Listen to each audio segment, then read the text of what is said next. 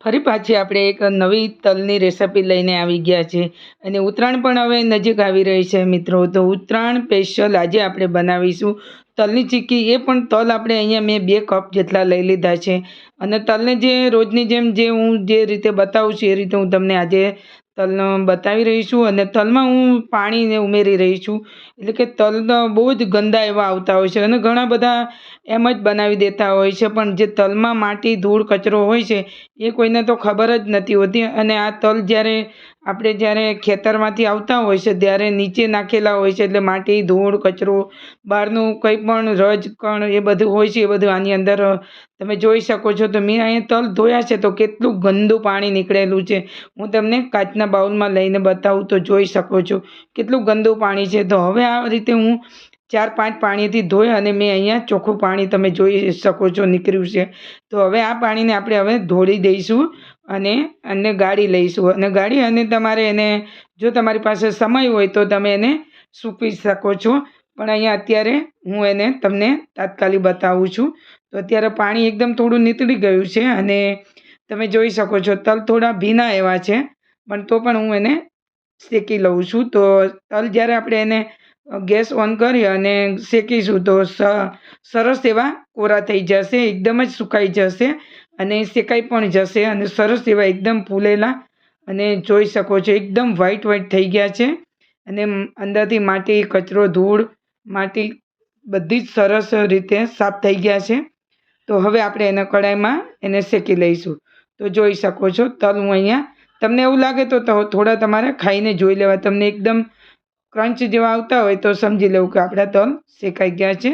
અને હવે આપણે આને લઈ લીધા છે, એક બાઉલ ભરીને મેં લીધા છે. તો હવે આપણે જે ચીક્કી બનાવીશું એ ચીક્કીને આપણે આ થાળી પર આપણે એને પાથરી દઈશું. તો તમે પ્લેટફોર્મ પર પણ લઈ શકો છો, તમે કોઈ પણ એનો શેપ આકાર આપી શકો છો. તો આપણે ઘણું બધું મેં તમને બતાવ્યું, પ્લેટફોર્મ પર બતાવી, પ્લેટમાં પણ બતાવી. તો હવે અત્યારે હું તમને થાળી પર લઈને બતાવું છું. તો ચાલો હવે આપણે ગોળનો પાયો કરી લેવાનો છે. પહેલાં તો સૌને એના વગર તો આપણી ચીક્કી તો બનશે જ નહીં, એટલે ગોળનો પાયો કરવો જરૂરી છે. એટલે મેં અહીંયા 300 ગ્રામ જેટલો ગોળ લઈ લીધો છે. ગોળ પણ સારી રીતે ઓગળી ગયો છે, જોઈ શકો છો. હવે આપણે ગોળનો પાયો ચેક કરવા માટે મેં તમને અગાઉ પણ મેં ઘણી બધી રેસિપી ચીક્કીની મૂકેલી છે, તો પાયો કરવાની અંદર રીત પણ મેં ઘણી બધી બતાવેલી છે. તો ચાલો ફરી પાછા આજે આપણે પાયો કેવી રીતે બનાવ્યો એનો ચેક કરી લઈશું.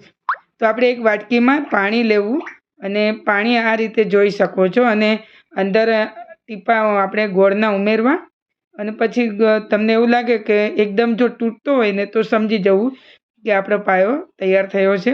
તો હજી થોડી વાર છે, એટલે આપણે અડધી મિનિટ જેવું ચલાવીશું અને ફરી પાછા ચેક કરીશું. તો ફરી પાછા હું તમને આ બતાવું છું તો જોઈ શકો છો. હજુ આપણે થોડી વાર અડધી મિનિટ માટે આપણે ચલાવીશું અને ફરી પાછા ચેક કરીશું. અને હવે ફરી હું તમને ચેક કરીને બતાવું છું અને જોઈ લઈએ. તો 3-4 ડ્રોપ્સ મેં અંદર લીધા છે અને જ્યારે ઠંડુ પડે ત્યારે એકદમ ગોળ જો તમારો તૂટી જતો હોય તો સમજી લેવું કે હવે આપણો પાયો બરાબર થઈ ગયો છે. તો હવે આ રીતે જોઈ શકો છો. હવે હું તમને બતાવું છું, મિશ્રણ ઠંડુ થઈ ગયું છે અને ગોળ આપણો જો તૂટતો હોય ને તો સમજી લેવું. જો ગોળ અત્યારે આપણો તૂટી જાય છે એકદમ જ આ રીતે, થોડી હજી વાર છે. અને બીજું કે તમને પથ્થર જેવું લાગતું હોય ને, અવાજ એકદમ આવતો હોય પથ્થર જેવો, તો સમજી લેવું કે ગોળનો પાયો આપણો થઈ ગયો છે. તો ગોળનો પાયો આપણો તૈયાર થઈ ગયો છે અને હું અહીંયા અડધી ટીસ્પૂન જેટલો આપણો ખાવાના સોડા છે એ ઉમેરી રહીશું. એટલે ખાવાના સોડા ઉમેરવાથી શું છે, એકદમ જ ક્રન્ચી બનતી હોય છે અને તમારી ચીક્કી એકદમ બગડતી નથી હોતી અને એકબીજાને ચોંટતી પણ નથી હોતી અને ચીક્કી એકદમ જ કુરકુરી એવી બની જાય છે. તો બધા તલ આપણે આની અંદર ઉમેરી દીધા છે અને આજે આપણે બનાવીશું એમાંથી 2 રેસિપી બનાવીશું આપણે. એક તો થાળી પર આપણે પાથરીશું અને બીજી એની રેવડી બનાવીશું. તો રેવડી પણ માટે અહીંયા મેં થોડું લઈ લીધું છે થાળી પર અને આ રીતે એને આપણે વણવા વગર, તમે ના વણો તો પણ તમારી ચીક્કી એકદમ સરસ જ તૈયાર થઈ જાય. તો વણવાની ઝંઝટ વગર આ રીતે તમારે એક વાટકી પર તમારે ઘી કે તેલ લગાવી દેવું અને એને આ રીતે સ્પ્રેડ કરતું રહેવું એટલે જેટલી તમારે પતલી કરવી હોય એટલી થાય. તો અહીંયા એના પપ્પા પણ હેલ્પ કરે છે કે લાય હું કરું, તું બીજું કામ કર. તો અહીંયા અત્યારે એ પણ આ રીતે તમે જોઈ શકો છો. વણવાનું હોય તો એમને વણતા ના ફાવે, પણ આ રીતે વાટકીથી સ્પ્રેડ કરવું હોય તો એને ફાવે. તો અત્યારે એ વાટકીથી આ રીતે સ્પ્રેડ કરી રહ્યા છે. અને હવે હું તમને આ રીતે આપણે થાળી પર સારી રીતે એકદમ મોટો જેટલો પતલો થાય એટલો આપણે કરી લઈશું. તો વાટકીમાં તમારે ઘી લગાવી દેવું, નહીં તો તમારે શું છે આ રીતે વાટકી પર ચોંટીશે. એટલે તમારે ઘી સારી રીતે લગાવી દેવું અને પછી આ રીતે એકદમ થાળી પર જેટલું તમારે પતલો કરવો હોય એટલું પતલું થાય. તો હવે આપણે થાળી પર જોઈ શકો છો એકદમ જ પતલું એવું સરસ થઈ ગયું છે. અને આ રીતે તમને એવું લાગે કે ચોંટે છે તો તમારે ઘી ફરી લગાવી દેવું. હવે થાળી પર પણ સરસ રીતે તૈયાર થઈ ગયું છે.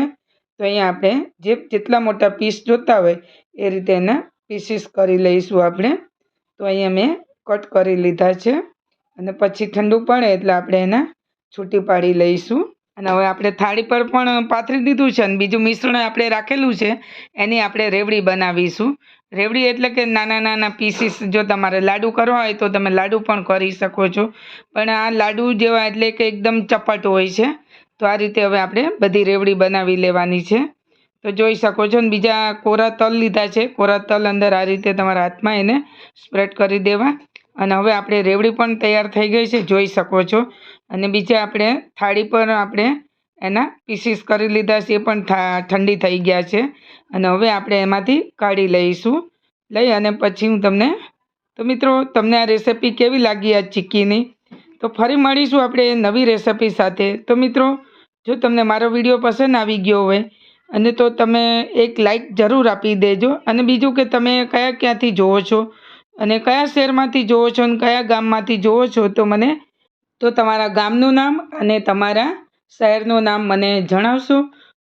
જો મારી રેસિપીઓ ગમતી હોય અને હજી સુધી તમે જો મારી ચેનલને સબસ્ક્રાઈબ નથી કરી તો તમે સબસ્ક્રાઈબ કરી લેજો. અને ફરી મળીશું આપણે નવી રેસિપી સાથે. ત્યાં સુધી આવજો મિત્રો.